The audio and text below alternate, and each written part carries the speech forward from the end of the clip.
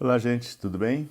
Vamos continuar o nosso estudo das reações químicas, examinando hoje uma reação super importante, que é a reação entre íons, formando compostos moleculares. Como a gente vai formar compostos moleculares, então eu vou dar uma relembrada sobre o que é uma ligação covalente. Vamos então, para exemplificar, fazer a ligação covalente entre dois átomos de flúor. O flúor tem número atômico 9. Então, qual é a sua distribuição eletrônica? É 1s2, 2s2, 2p5. Daí, o último nível de energia, que é o nível 2, contém 7 elétrons. 2 no 2s, né? 2s2, e 5 no 2p, 2p5. Vamos colocar os elétrons nos orbitais. Em cada quadrinho cabem 2 elétrons. Então, no 2s2, aí tem 2 elétrons de espinhos contrários. No 2p5 são 3 orbitais p. Então você vai colocar primeiro um elétron em cada orbital com o mesmo spin e depois volta formando os pares.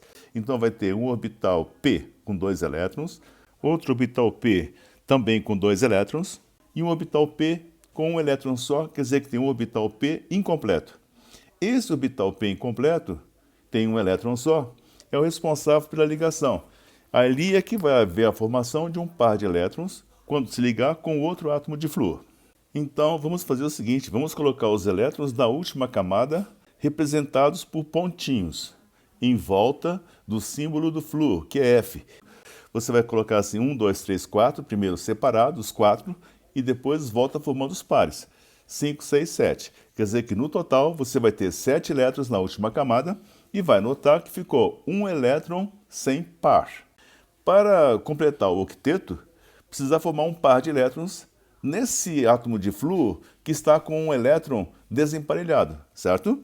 Então, dois átomos de flúor são idênticos, quer dizer, cada átomo de flúor vai ter 7 elétrons na última camada, porém vai ter um elétron desemparelhado em um átomo e também um elétron desemparelhado no outro átomo.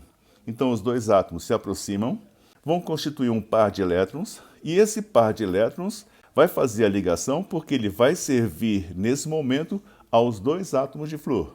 Então, quer dizer que vai ter um par de elétrons entre os dois átomos de flúor, que a gente representa por um traço. Essa é a chamada ligação covalente. Tá lembrado?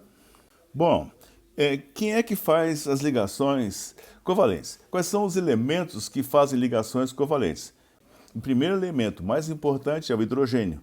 O hidrogênio forma ligação covalente com outro átomo de hidrogênio ou com um ametal. Então, hidrogênio com ametal, como é o caso do flúor, que é um ametal, ou você pode ter hidrogênio com hidrogênio, ou ainda você pode ter ametal com ametal. Como o nosso estudo é o estudo dos ácidos e das bases, então a gente está mais preocupado na formação da ligação covalente do hidrogênio, porque já que é um ácido, né? É hidrogênio com um ametal. Vamos ver mais um exemplo. Ácido clorídrico, HCl. Bom, então você vai ter que saber o seguinte, quantos elétrons tem o hidrogênio na última camada? O hidrogênio só tem uma camada, com apenas um único elétron. E o cloro tem 7 elétrons, ele é da família 17. Ele tem 7 elétrons na última camada.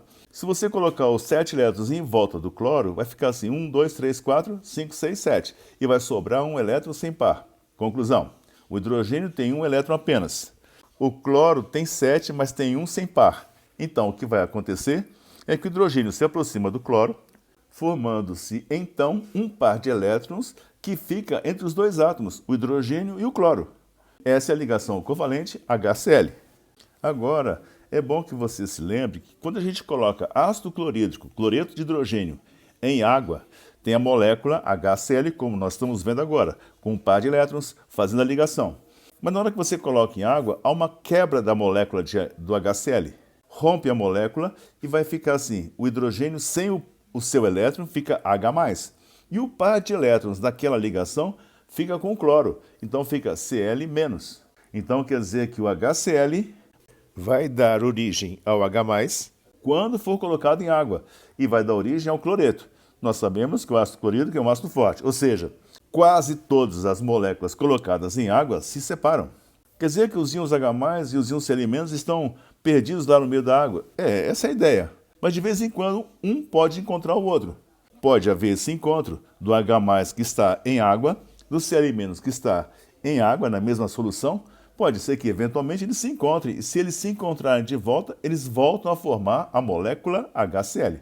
Bem, então quer dizer que o HCl pode se partir em H+, Cl-, ou o H+ e o Cl- podem se encontrar e voltar a formar a molécula HCl. Essa ideia você não pode perder de vista, que tanto pode haver a separação, como também pode haver a união. Beleza?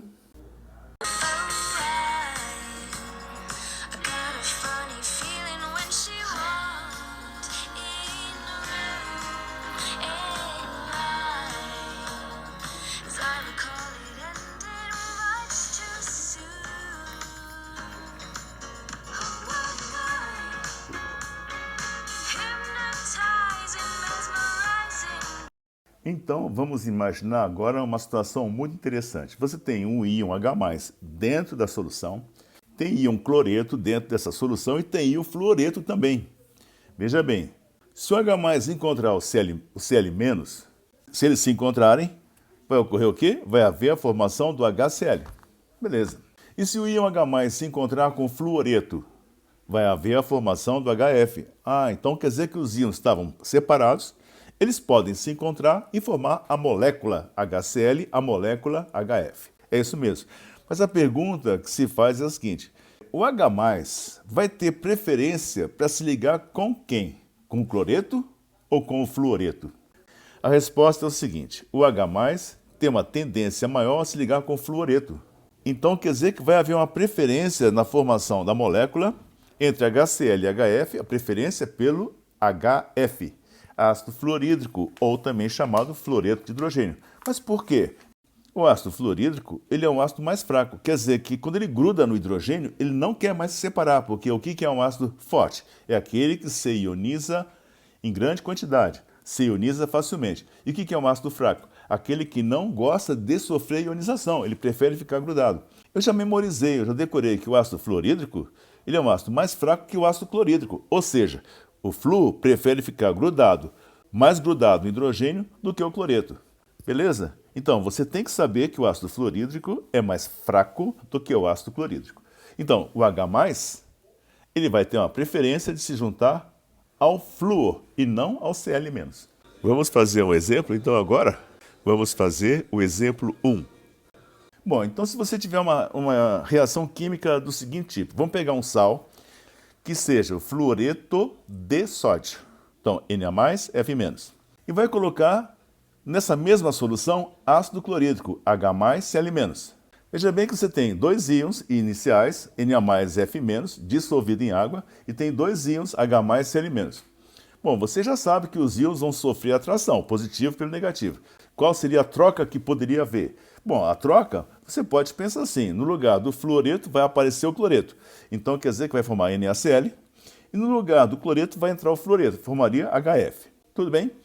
Quer dizer que você tem o sal, fluoreto de sódio, tem o ácido clorídrico, quando colocar em contato vai dar origem ao cloreto de sódio, vai dar origem ao ácido fluorídrico. Bom, mas isso é teoricamente, você sempre pode trocar os íons que você quiser. Desde que seja positivo com negativo, você pode fazer qualquer troca.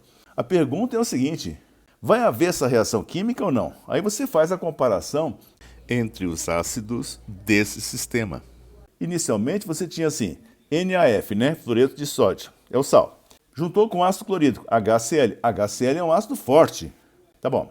Aí depois que fez a troca, deu NaCl, cloreto de sódio, e deu ácido fluorídrico. Então quer dizer que você tem um ácido no início, HCl, e tem um ácido no final, HF. Bom, qual é a preferência? A preferência é pelo HF, ou seja, a preferência é pelo ácido mais fraco. Então a reação caminha para o lado do ácido mais fraco. Muito bem. Então quer dizer que essa é uma reação e você deve usar como modelo para outras reações onde são envolvidos os ácidos. A reação sempre caminha para o ácido mais fraco. Beleza? Isso é muito importante para você compreender o porquê que as reações químicas ocorrem. Isso é que você tem que aprender hoje. Quando é que a reação ocorre? Quando forma uma substância mais fraca do que havia nos reagentes.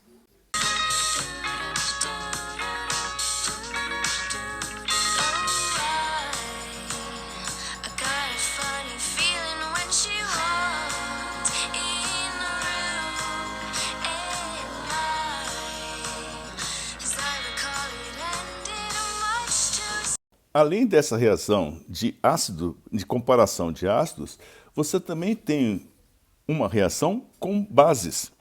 Ou seja, vamos supor que você tem assim um sal do tipo cloreto de amônio. E aí você vai colocar uma base forte, hidróxido de sódio. Você sempre começa com um forte para se obter um mais fraco, tá? Faz a dupla troca. Então, o amônio vai se juntar ao grupo OH-.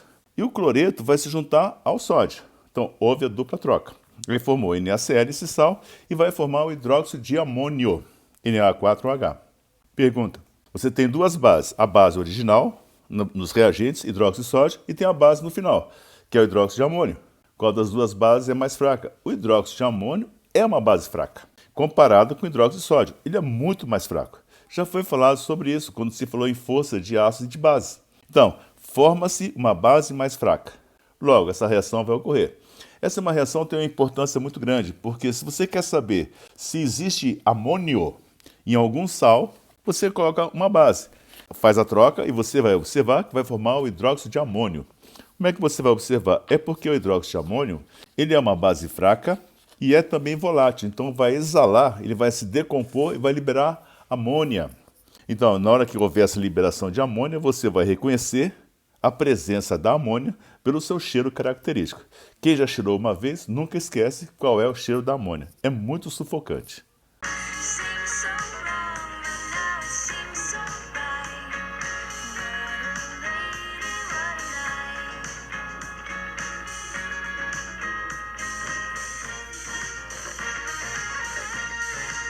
Vamos ver, então, mais um tipo de reação. A reação onde são formados ácidos gasosos, substâncias gasosas. Por exemplo, sulfeto de sódio, Na2S. Esse é um sal. Vai reagir com ácido sulfúrico. O ácido sulfúrico é um ácido bastante conhecido. Faz a troca, vai ficar assim. O Na+. Vai se juntar ao sulfato, vai formar sulfato de sódio. E o hidrogênio vai se juntar ao sulfeto e vai dar a fórmula H2S. Gás sulfídrico, ácido sulfídrico. Essa é uma substância muito volátil. Há dois fatos interessantes a respeito do H2S.